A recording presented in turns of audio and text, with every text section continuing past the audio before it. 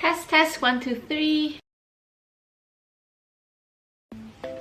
Hi guys, welcome back to my channel. So today I'll be sharing with you guys my beautiful Spanish learning journey, because I actually get asked a lot how I managed to make such big progress in such a short period of time. I posted a video last year sharing my Delhi C1 exam experience, and after I posted the video, a lot of people asked me how is it possible that you were only in Spain for 2 years and you already passed Delhi C1 exam. So today I'm gonna review all my Spanish learning journey with you guys, and I certainly didn't only study Spanish for 2 years and managed to pass Delhi C1 like a miracle. So let's rewind and start from the very beginning of my Spanish learning journey.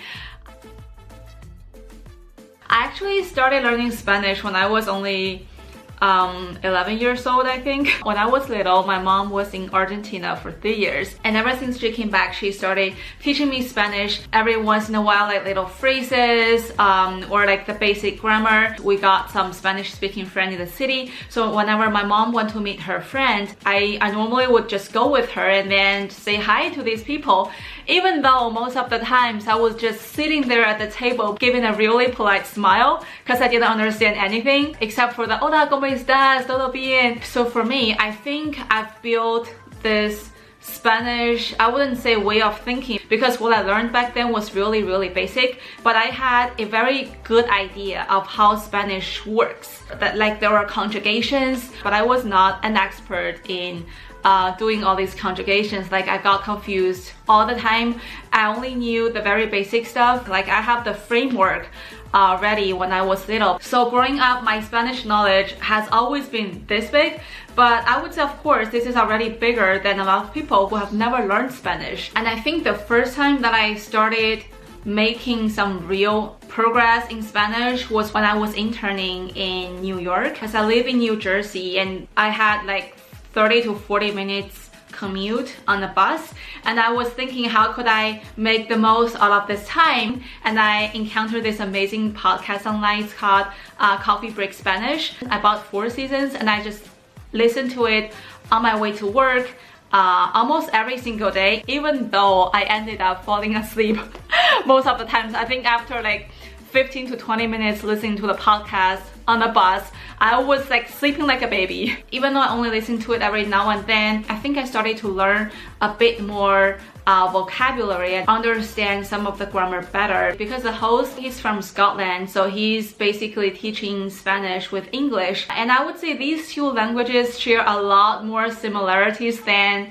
Spanish and Chinese. Anyway, so the turning point was I traveled to Spain in 2018, and during my trip here in Spain, I realized that I started to understand a lot of the conversation, which was sort of magical for me, because back then, before I listened to this like podcast, as I told you guys, my Spanish knowledge has always been this big ever since I was 11 years old. I came to Spain 2019, and of course I signed up for language school when I came here. And on the first day of the school, they had this placement test during which you did like all these grammar questions, and then one of the teachers would have a conversation with you upstairs just to see how your speaking skills are. I think she put B1/B2 on my test result, and that same day I got assigned to a B2 class. I think that's the beginning of B2. So the truth is, when people ask me how did you start making sense of this language when you first started,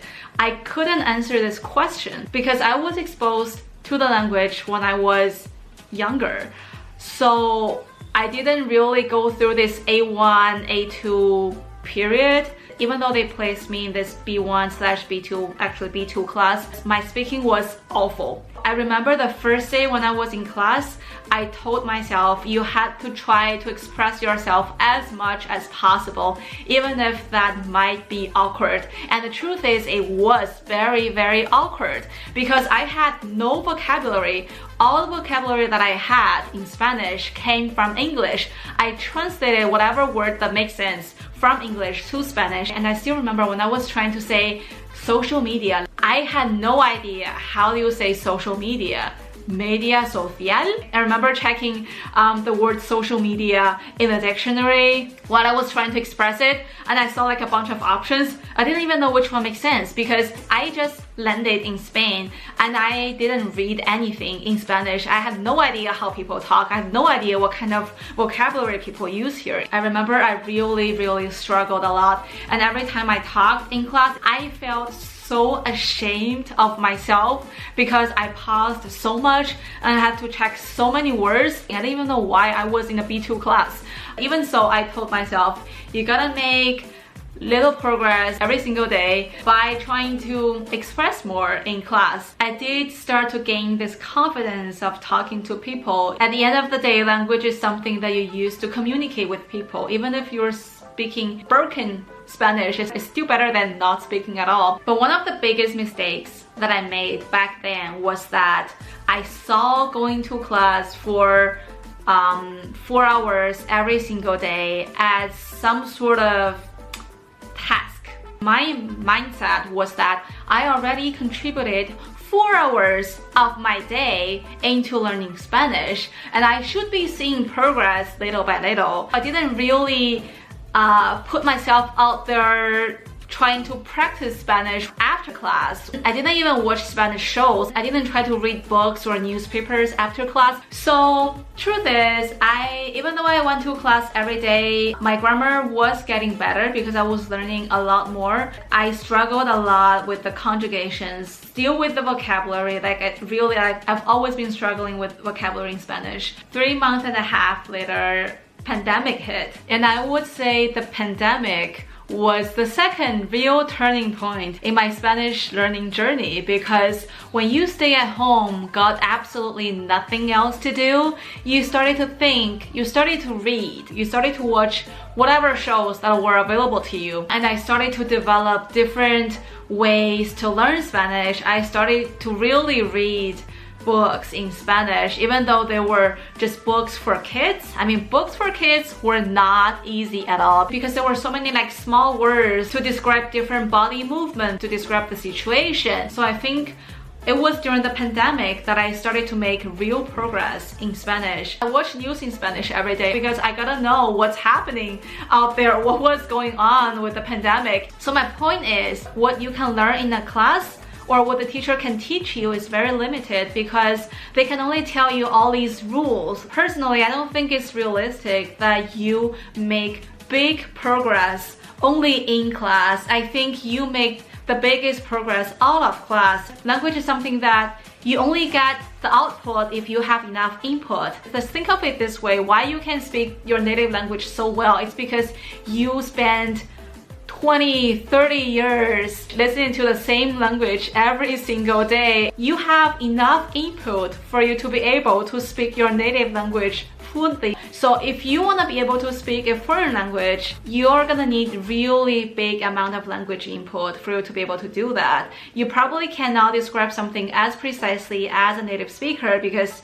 as I said, they grew up here. They had like 20, 30 years of experience listening to the same language, but you don't. So all you can do is to get as much input as you can. And what you learn in class is just like the most condensed rules of the language. Because if you really think about it, what is grammar? Grammar is the pattern of a language. So in a way, it's important to learn the grammar because you don't need to read as much to be able to conclude all these rules by yourself.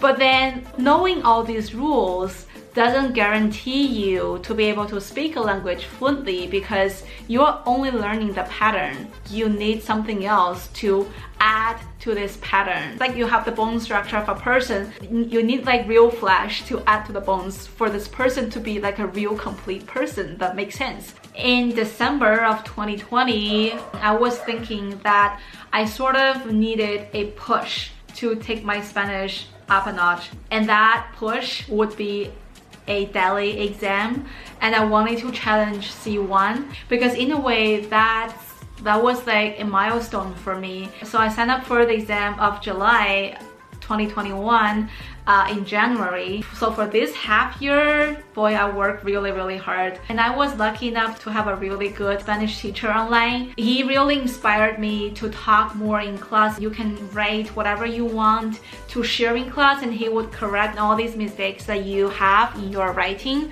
In a way, I think writing is also a very necessary exercise, because when you speak, you have to react really fast. Whereas in writing, I think the most important thing is the precision. When you write, you have enough time to think. It's not like time sensitive. You've got time to organize your sentence really well. You've got the time to apply the good sentence structures or the good vocabulary that you've seen before.